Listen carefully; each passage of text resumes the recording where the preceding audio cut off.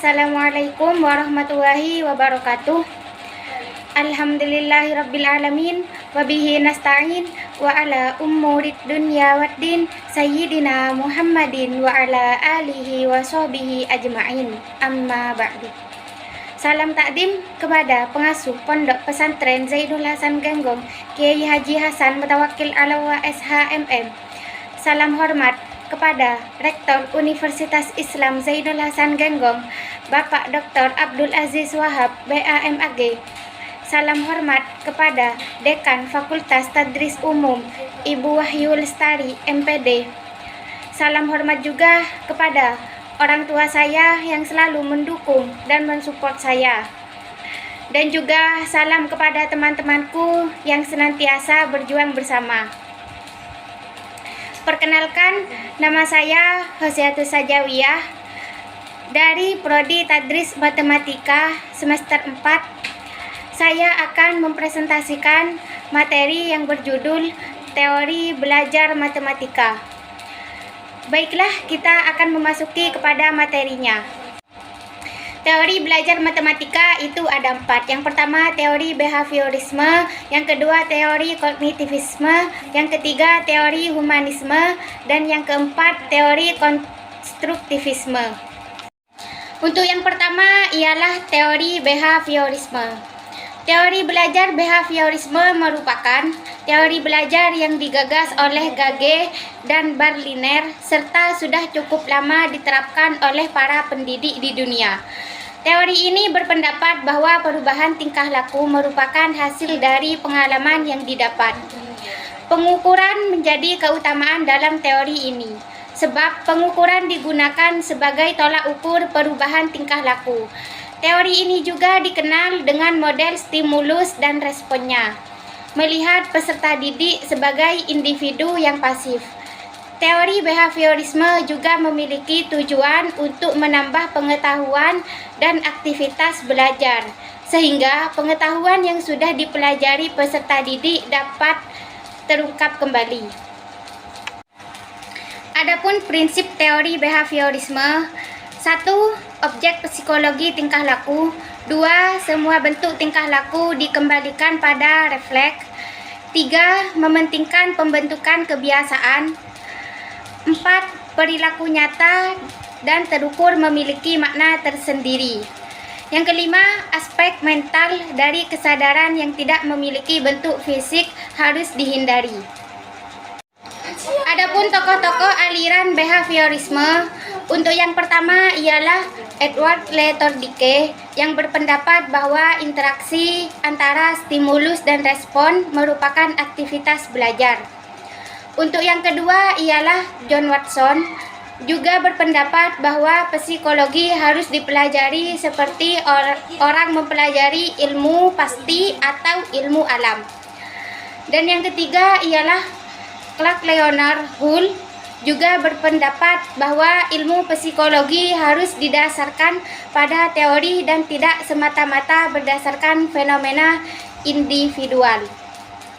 Untuk yang keempat ialah Edwin Guthrie, berpendapat bahwa pendidik harus mampu melihat situasi dalam memberikan stimulus dan respon.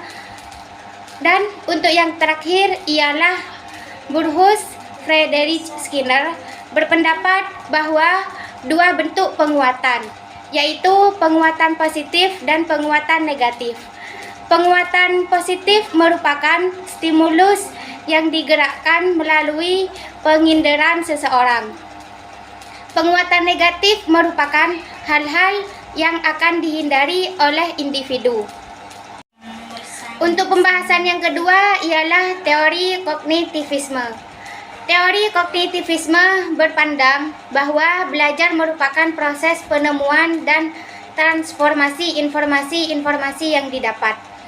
Kurt Lewin juga berpendapat bahwa seseorang yang sedang belajar dipandang sebagai orang yang secara konstan memberikan informasi baru untuk dikonfirmasikan dengan prinsip yang telah dimiliki. Kemudian merevisi prinsip tersebut apabila sudah tidak sesuai dengan informasi yang baru diperoleh. Teori kognitivisme juga memiliki pandangan bahwa seseorang yang menerima informasi akan menyusun, menyimpan, dan menemukan hubungan antara pengetahuan yang baru dengan pengetahuan yang telah ada.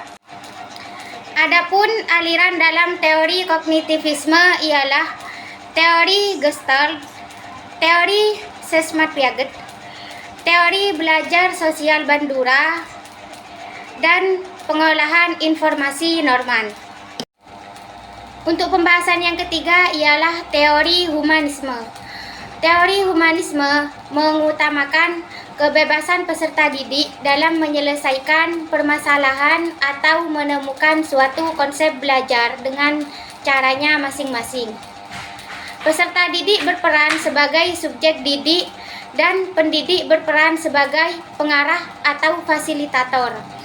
Pembelajaran aliran humanisme meletakkan peserta didik sebagai sentral dalam aktivitas pembelajaran, sehingga peserta didik tidak sekedar hanya menerima informasi yang disampaikan pendidik. Teori humanisme juga lebih menekan kepada ide belajar dalam bentuk yang paling ideal, artinya mengutamakan isi yang dipelajari pada proses belajar. Untuk yang terakhir ialah teori konstruktivisme. Teori konstruktivisme memiliki perspektif bahwa belajar merupakan konstruksi informasi yang masuk ke otak. Belajar yang bersifat konstruktif ini sering digunakan untuk menggambarkan jenis belajar yang terjadi selama pemecahan masalah yang kreatif di dalam kehidupan sehari-hari. Maka dari itu, teori konstruktivisme tidak hanya menerima konsep, tetapi terjadi proses konstruksi pengetahuan melalui pengalaman karena pengetahuan bukan bersifat pemberian. Menurut konstruktivisme, belajar merupakan proses aktif peserta didik mengkonstruksi arti, wacana, dialog, pengalaman, fisik, dan lain-lain. Baiklah, cukup sampai di sini pembahasan kami. Semoga apa yang dibahas dapat bermanfaat bagi kita semuanya. Amin, amin, ya rabbal alamin. Kami akan tutup. Wabillahi taufiq wal hidayah, waridha wal inayah. Assalamualaikum warahmatullahi wabarakatuh.